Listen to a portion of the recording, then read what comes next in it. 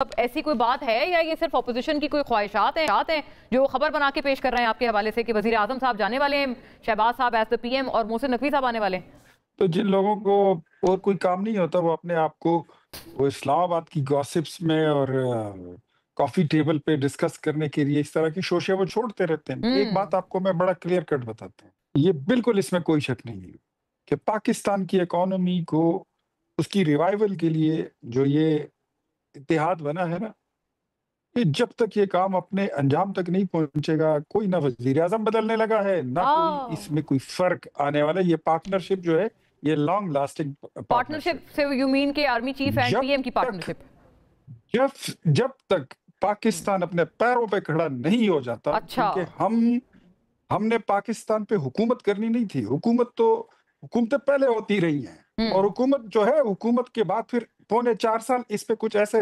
گندے لوگوں کی شہنشائیت رہی ہے۔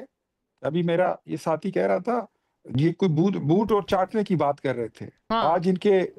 اسد کیسر صاحب نے کہا ہے کہ ہم نے جنرل باجوہ کو ایکسٹینشن دی تھی اور ہمیں اس پہ بڑا افسوس ہے، اور آج ہم قوم سے معافی مانگتے ہیں۔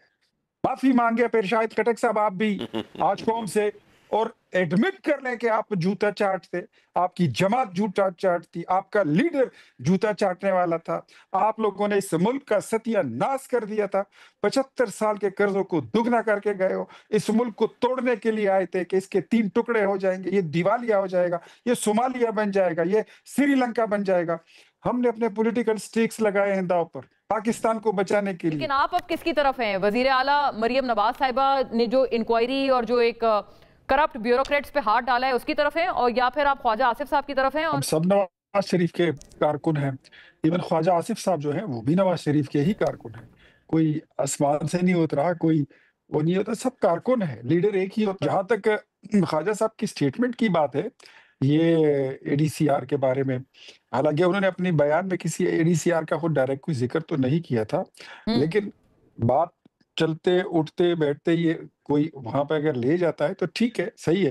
لیکن میں ہماری جماعت کا اس بارے میں ایک بڑا کلیئر ویژن ہے کہ جو کرپٹ ہے وہ کرپٹ ہے، جو کرپٹ پریکٹس میں انوالو ہے اس کے لیے کوئی گنجائش نہیں ہے، چاہے وہ کوئی گریڈ 18 کا ہے، 19 کا ہے، 20 کا ہے یا اس سے اوپر ہے، اس کے لیے کوئی گنجائش نہیں۔ جو کرپٹ نہیں ہے، ایماندار افسر ہیں، ان کو پروٹیکٹ کیا جائے گا، ان کو ہر حال میں جو ہے بہترین فیسیلیٹیشن کے ساتھ اس کو پروٹیکٹ کیا جائے گا، اس کو کوئی خراب نہیں کر سکتا۔